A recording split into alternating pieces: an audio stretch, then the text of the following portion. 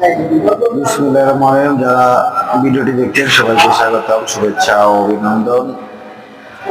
আজকে এই দেশে যে পাখিগুলো আছে, এই পাখিগুলো আপনার মনে করেন রাস্তাঘাটের মধ্যে এইভাবে মানে একটা গরমে গরমে মানে মাতাল অবস্থা হয়ে একদম পড়ে গেছে রাস্তায়, বুঝছেন? এই দেশের পাখিগুলা এই অবস্থা। আমি অনেক 3-4টে পাখি আমার সামনে মানে পড়ছে, আমি একটা পাখিকে ধরছি, ধরে একটু ওড়ানোর চেষ্টা করছি, কিন্তু ওড়ে না গরমের কারণে। একদম মানে অর্থাৎ তার পানি পিপাসা এত বেশি, এত পরিমাণ লাগছে বোঝাইতেছে।